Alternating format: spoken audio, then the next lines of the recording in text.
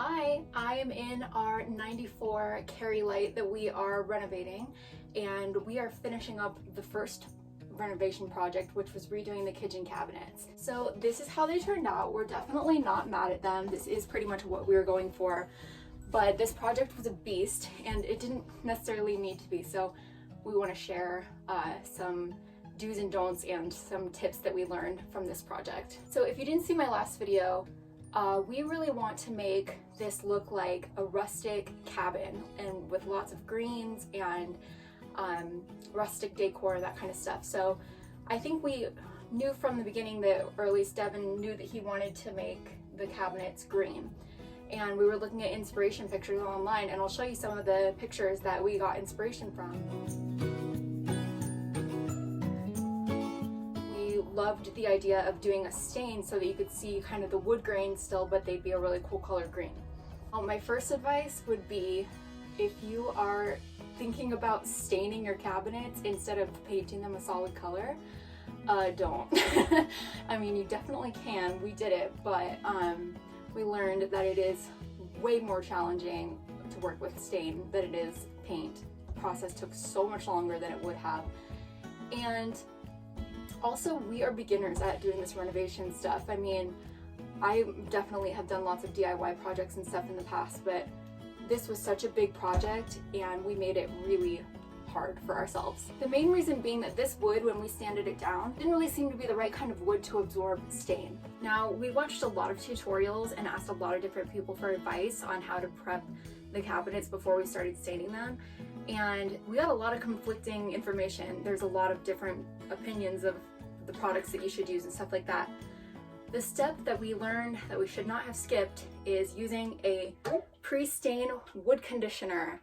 What this does after you sand is it actually evens out the surface of the wood so that the whole surface can absorb the stain in the same way. What we found was when we started staining that the different parts of the cabinet absorbed the stains differently, so it just didn't look even. It looked really splotchy, and we had to keep doing coats of more and more stain, even though we actually liked how it looked with only a couple coats.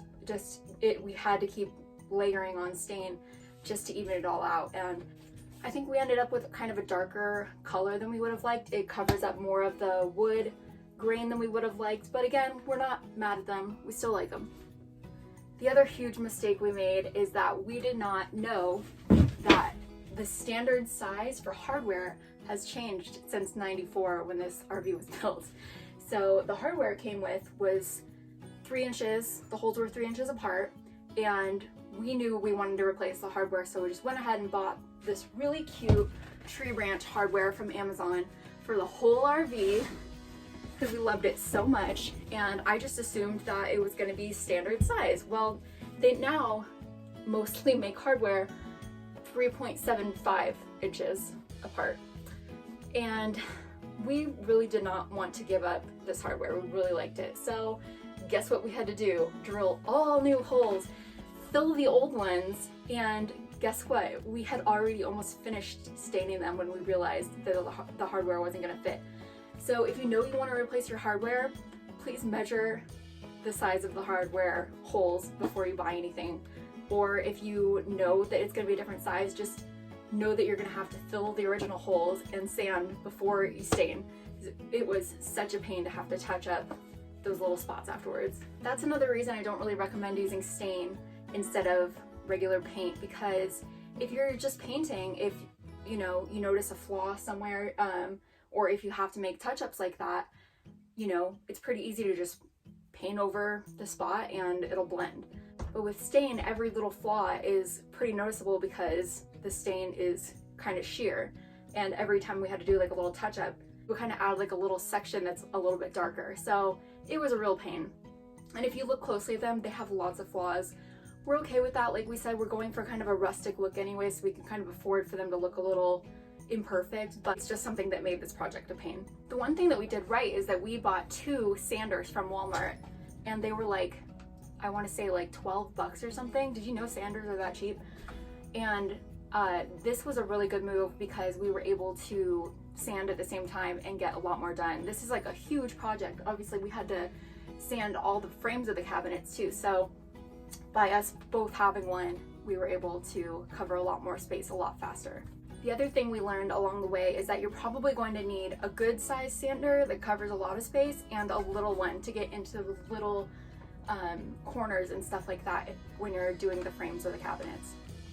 My other tip that I would give after we have been doing this project for almost a month is that you really need a clean, dry space to work on these cabinets so that they can be left out to dry and nothing bad will happen to them. So many times I'd leave them outside and then the sprinklers would go off and they'd have water spots on them and we'd have to do another coat of stain or something like that would happen. I would say if you don't have a big, clean, dry space where you can work on all of them at once and nothing will happen to them, then just work on a few at a time, honestly. I think that's about it. Now I want to show you something really cool, but I'm gonna have to do it in a separate video. There are, up there, were cabinets that had glass inserts inside them, and they were kind of dated and ugly, in my opinion. And I did something really cool with those, so I would definitely want to show you what I did in the next video. Thanks for watching. Having fun? Sanding. I'm a handyman doing handy things.